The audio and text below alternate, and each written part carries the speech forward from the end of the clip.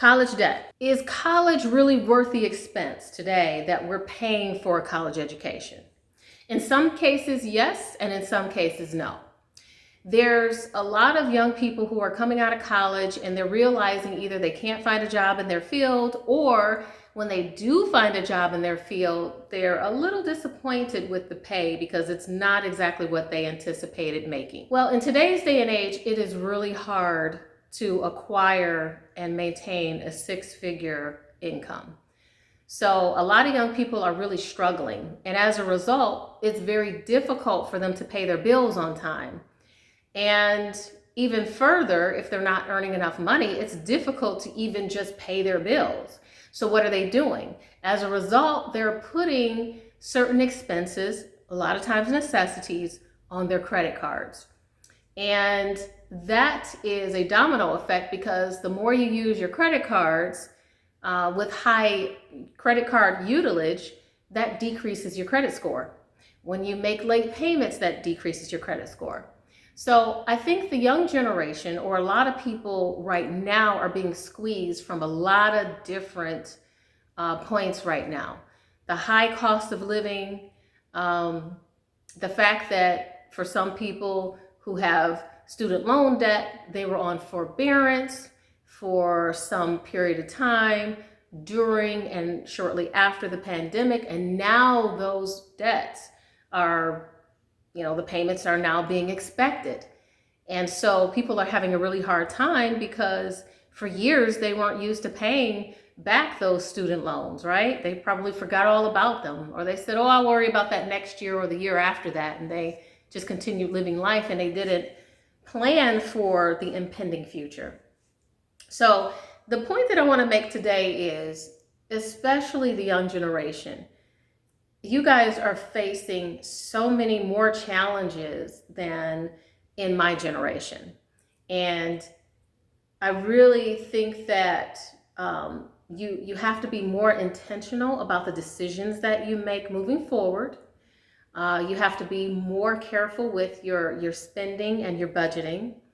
And you have to be in a position where you can create multiple streams of income, because that's really the thing that's going to help you be able to afford the things that you need. And you have to avoid using those credit cards, no matter how much you want to use the credit cards. Now, I will say this. There's a lot of people out there who say that they don't have enough money to cover their necessities. That may be true. But then they also go out and they start spending money irresponsibly on things that they don't need, just things that they want that are way beyond their budget.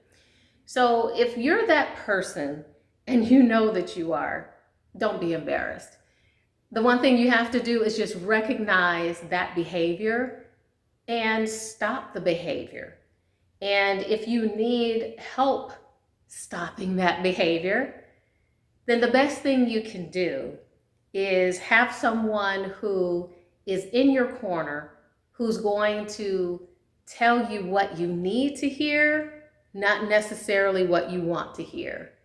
And that could possibly be a family member or friend, or in a case where you don't have a family member or a friend that you trust or that you want involved in your personal finances, you could hire a financial coach. And I am a financial coach. But more than that, if you're in a position where you can't afford a financial coach, then you can watch my YouTube channel, Financial Fix with Sharnella. I have a lot of information, financial information and tips that will keep you in line and help you budget more responsibly.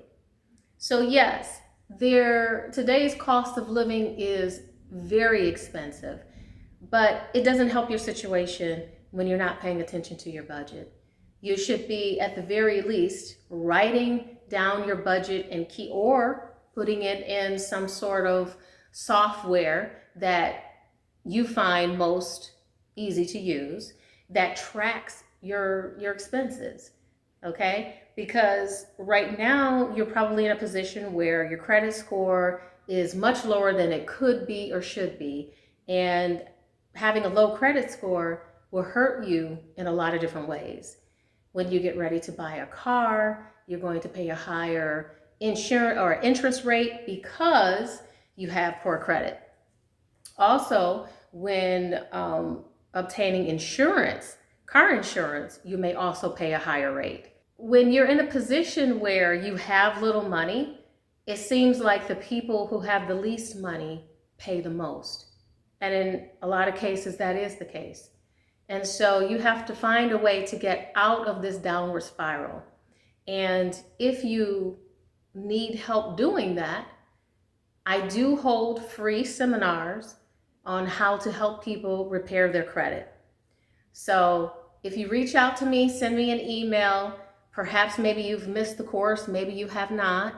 But if you send me an email, Sharnella@sharnellaclark.com, I can connect with you and leave me your name and a way to contact you.